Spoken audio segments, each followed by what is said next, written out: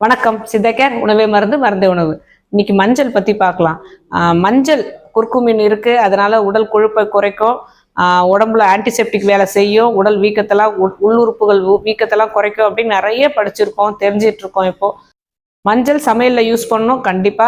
ஏன் பூசிக்க கூடாது அப்படின்னு யோசிக்கலாமா?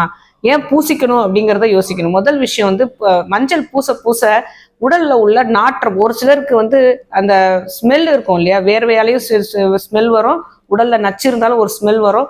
அது முக்கியமா சித்தர்கள் வந்து புலால் நாற்றம் அப்படின்னு சொல்றாங்க.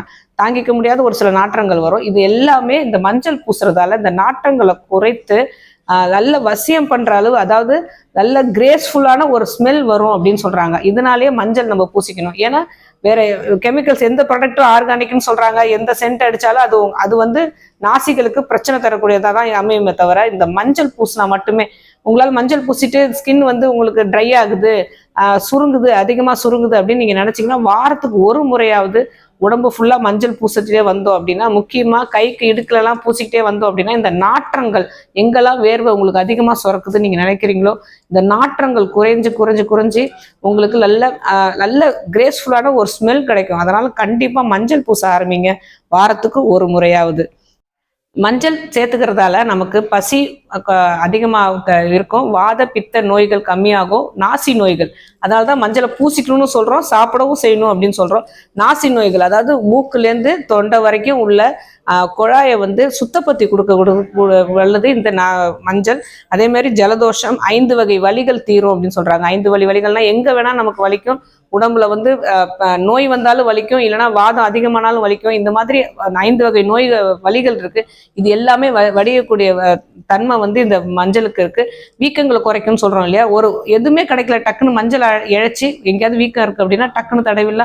ஒரு பூச்சிக்கடிக்கு கூட ஒரு ஆன்டிசெப்டிக்கா செய்யணும் அப்படின்னா, ஒரு வேர்வை நிறைய இருந்தாலும் சரி, சந்தனமோ மஞ்சளோ நமக்கு டக்குன்னு தடவிக்கலாம். அதனால மஞ்சள் வந்து சாப்பாட்டை மட்டும் சேர்க்காம நம்ம பூசிக்கவும் அடிக்கடி செஞ்சோம்னா ரொம்ப நல்லது. அதுவும் குழந்தைகளுக்கு. இன்னொரு வகை மஞ்சள் இருக்கு, மரமஞ்சள். தேடுனா கிடைக்கும் உங்களுக்கு. மரமஞ்சள் சொல்லி வாங்கிக்கோங்க.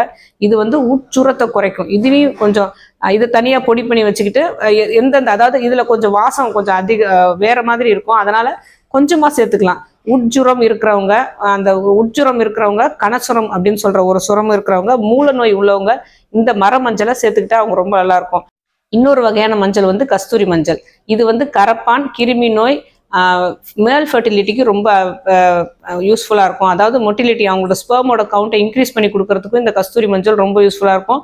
இதை வந்து உள்ளுக்குள்ளே சேர்த்துக்கணும். இதுவும் கொஞ்சம் டிஃப்ரெண்ட்டான ஸ்மெல் கொடுக்கும், அதனால கொஞ்சமாக சேர்த்துக்கணும். இந்த சாதாரண மஞ்சள் நீங்கள் வாங்கி அரைச்சிங்க, மஞ்சள் பொடி தயவு செய்து வெளியே வாங்காதீங்க. மஞ்சள் நீங்கள் வாங்கி விரலி மஞ்சளும் சரி, நடு மஞ்சளும் சரி வாங்கி அரைங்க. அதில் வந்து இதில் கஸ்தூரி மஞ்சளும் கொஞ்சமாக சேர்த்துக்கிட்டு, மரம் மஞ்சளும் கிடைச்சதுன்னா அதுல கொஞ்சம் ஒரு 5% மட்டும் சேர்த்துக்கிட்டு நம்ம செஞ்சுட்டே வந்தோம்னா இந்த கஸ்தூரி மஞ்சளோட குணமும் நமக்கு யூஸ்ஃபுல்லா இருக்கும், மரம் மஞ்சளோட குணமும் நமக்கு நோய் வராம தடுக்கும்.